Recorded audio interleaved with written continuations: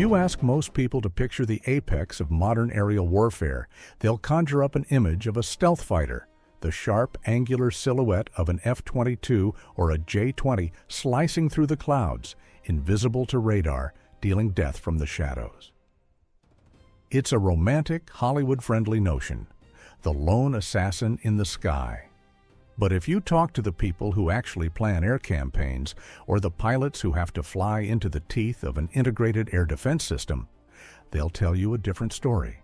They'll tell you that stealth is a wasting asset. They'll tell you that the most dangerous aircraft in the sky isn't necessarily the one you can't see. It's the one that makes you wish you were blind. For the last few decades, there has been a comfortable assumption in the West that the electromagnetic spectrum, the invisible river of radio waves, data links, and radar pulses that modern armies breathe like oxygen, was the exclusive playground of the United States Navy. The EA-18G Growler has reigned supreme as the world's only high-performance tactical electronic warfare platform. It was the off switch for enemy air defenses, the machine that turned sophisticated surface-to-air missile batteries into expensive lawn ornaments. But that monopoly is dead. It didn't die with a bang, but with a low-frequency hum rising from the tarmac of the Zhuhai Air Show in 2021, when the People's Liberation Army Air Force finally pulled the covers off the Shenyang J-16D. To the casual observer, it looks just like another flanker, that distinctively aggressive, Cobra-like Soviet shape that has defined Eastern Bloc air power since the late 1980s. But look closer, and the J-16D reveals itself as something fundamentally different, a machine where the brutalist kinematic philosophy of Russian design has been surgically altered by the pitiless logic of modern electronic warfare. This isn't just a fighter jet with some jamming pods strapped to the wings.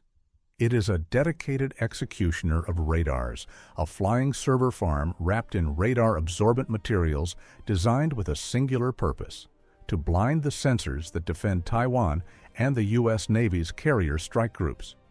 It represents a massive pivot in Chinese doctrine, moving away from the people's war of mass mobilization to informatized warfare, where the battle is won or lost in the microseconds it takes a signal to travel from a radar dish to a missile seeker.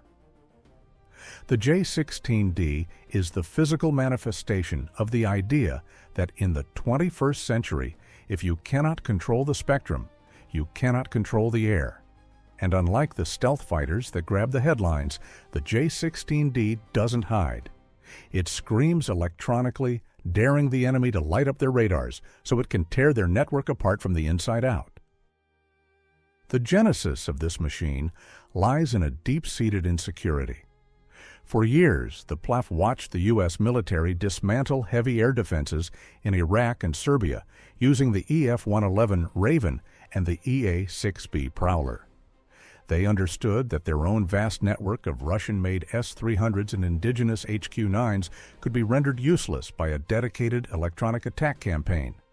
To counter this and to project their own power across the Taiwan Strait, they needed a platform that could keep up with their strike packages, something with the legs to loiter for hours and the speed to run when things got hot. They had the J-16, a robust indigenous evolution of the Su-30 MKK Flanker G, which was already a formidable heavy fighter. But turning a bomb truck into an electronic predator required a complete re-engineering of the airframe's internal anatomy. This was not a simple retrofit. You can't just plug a high-power jammer into a standard fighter's electrical system. It would fry the circuits in seconds. The J-16D required a total overhaul of the power generation and cooling architecture, turning the aircraft into a flying power station. The result is a hybrid monster, the aerodynamic dominance of the flanker family married to the silicon-heavy sophistication of modern Chinese avionics. It is a machine that bridges the gap between the kinetic and the non-kinetic, capable of jamming a radar with one hand while putting an anti-radiation missile through its antenna with the other. If deep dives into the strategic and technical decisions behind modern fighters interest you, subscribe. There are plenty more aircraft worth examining closely. To understand the J-16D, you have to start with the D modifications, the physical scars of its transformation. The most immediate visual cue that this is not a standard fighter is what's missing. Gone is the 30mm GSH 30-1 cannon that has been a staple of the flanker lineage for 40 years. In the world of electronic warfare, every cubic inch of internal volume is precious real estate. The space occupied by the gun, its heavy ammunition drum, and the complex feed mechanism was likely gutted to make room for high-capacity liquid cooling loops and power distribution units. Electronic attack is an inherently hot business. Generating kilowatts of jamming energy produces massive amounts of waste heat that must be dumped overboard to keep the sensitive internal processors from thermal throttling. The removal of the gun is a statement of intent. This aircraft does not plan to be in a dogfight where a cannon is necessary. If a J-16D is merging with an enemy fighter, something has already gone terrifically wrong. Also missing is the infrared search and track IRST sensor, that distinctive glass ball usually found offset to the right of the windscreen on Russian-designed fighters. The IRST is a tool for silent hunting, allowing a fighter to track heat signatures without emitting radar pulses. Its removal on the J-16D is significant. It frees up nose volume for the back end of a massive active electronically scanned array, AESA radar, and suggests that the J-16D's mission is not to hunt silently, but to operate loudly in the electromagnetic spectrum. The nose radome itself is shorter and more pointed than the standard J-16, a subtle aerodynamic tweak that hints at a specialized radar aperture sitting behind it, optimized not just for fire control, but for high-gain electronic attack and signals intelligence collection.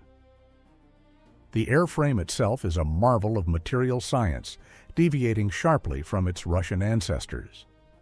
While the Su-27 and Su-30 relied heavily on aluminum-lithium alloys, the J-16D utilizes a high percentage of advanced composite materials.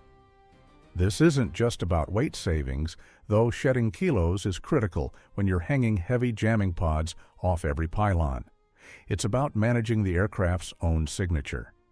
The gray paint scheme isn't standard. It's a ferromagnetic radar-absorbent coating designed to reduce the burn-through range of enemy radars. While the J-16D is not a stealth aircraft, it hangs too much junk off its wings to ever be truly low observable. This coating buys the crew critical seconds. It forces enemy radars to work harder, pumping out more energy to get a solid track, which in turn makes those radars brighter targets for the J-16D's own sensors. It's a tactical paradox. By being slightly harder to see, the J-16D makes the enemy easier to find. Then there are the wingtips. On a standard flanker, you'd find missile rails for short-range heaters like the PL-10. On the J-16D, these have been replaced by large cylindrical pods that look suspiciously like the ALQ-218 pods found on the American Growler. These are the ears of the system. They are likely multi-band receivers using short baseline interferometry. By measuring the microscopic time difference it takes for a radar pulse to hit the left wingtip versus the right wingtip, the J-16D's mission computer can triangulate the location of an enemy emitter with frightening precision. This passive geolocation capability is the heart of the Wild Weasel mission. It allows the J-16D to build a 360-degree map of the threat environment without transmitting a single watt of energy itself, feeding coordinates to its own anti-radiation missiles or data linking them to other shooters in the package. Under the wings, the J-16D carries its teeth, the active jamming pods. At the Zhuhai Air Show, it was displayed with a variety of pods designated in the KG series, covering different frequency bands.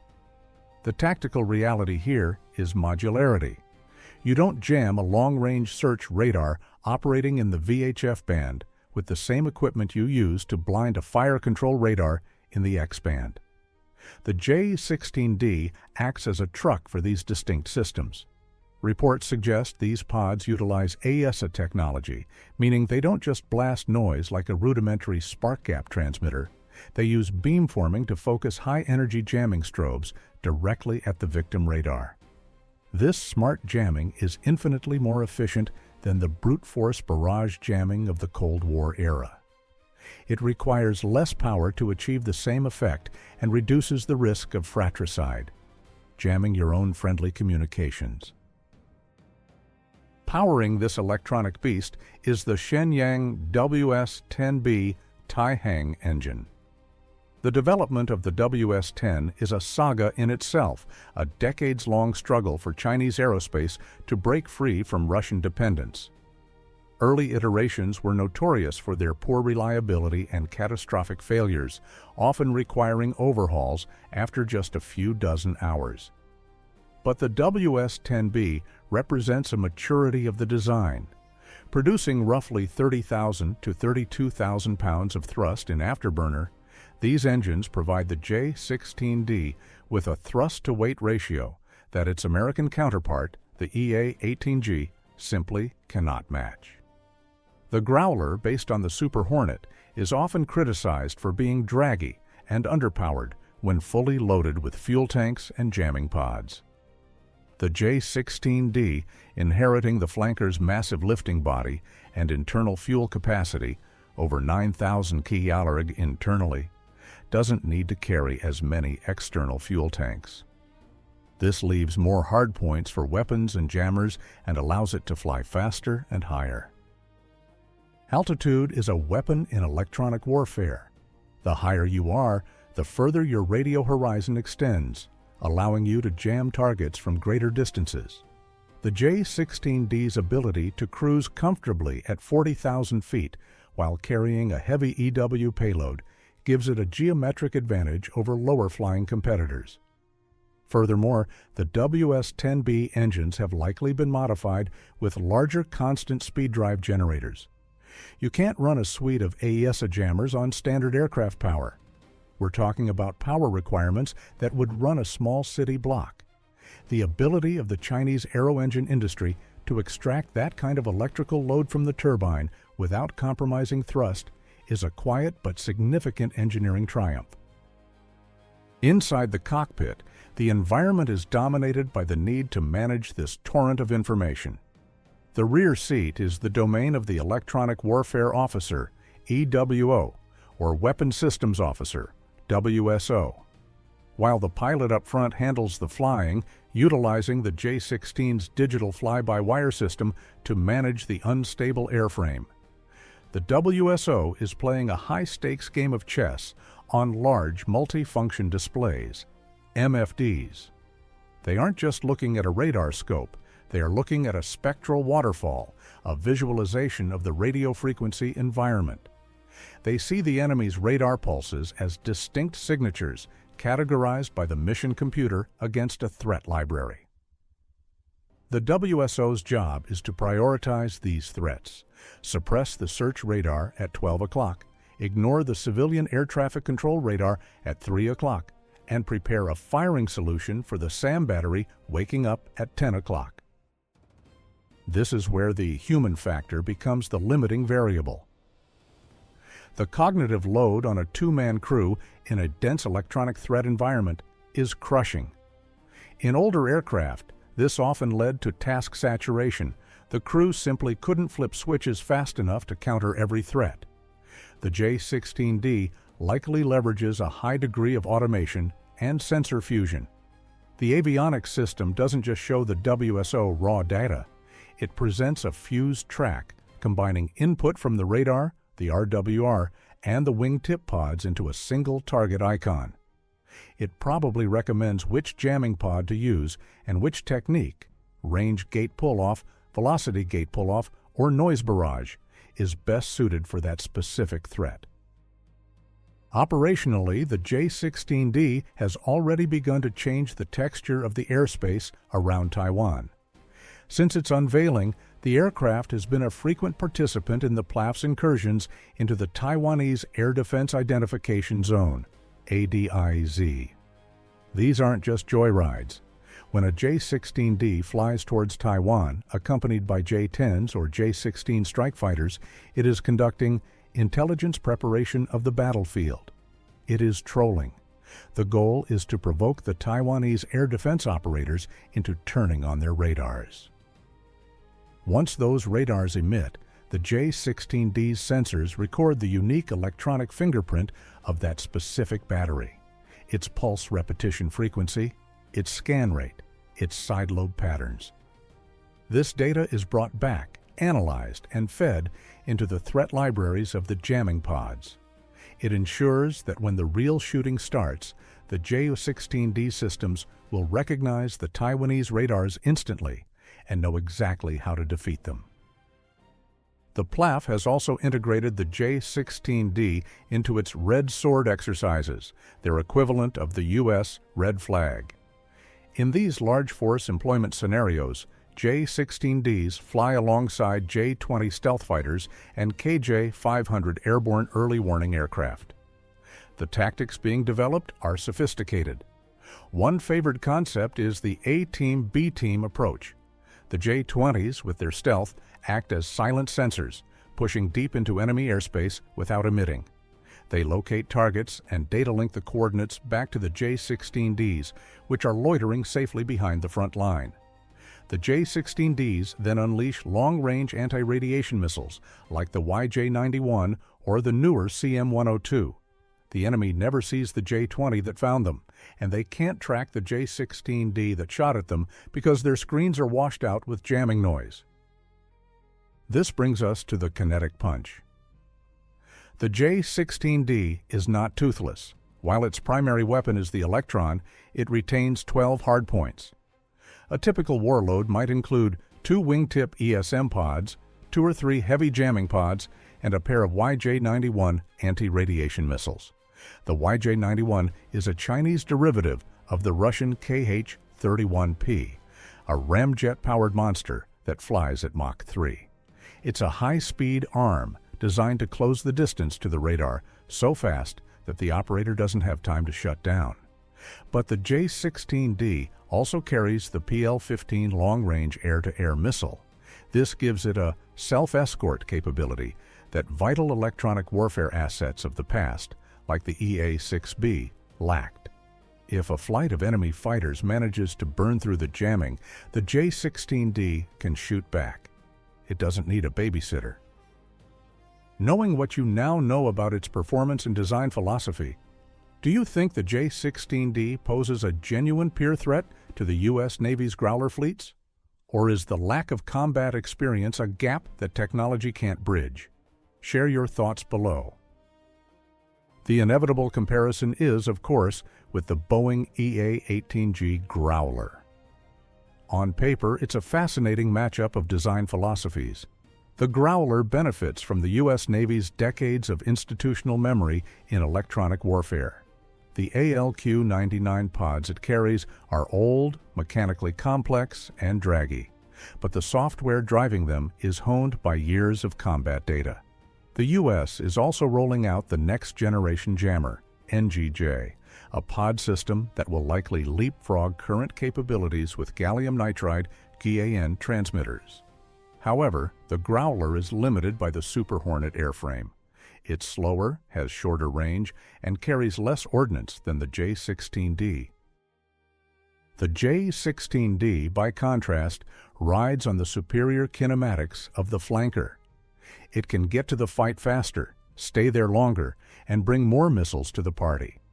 Its indigenous avionics are newer, unencumbered by legacy architectures.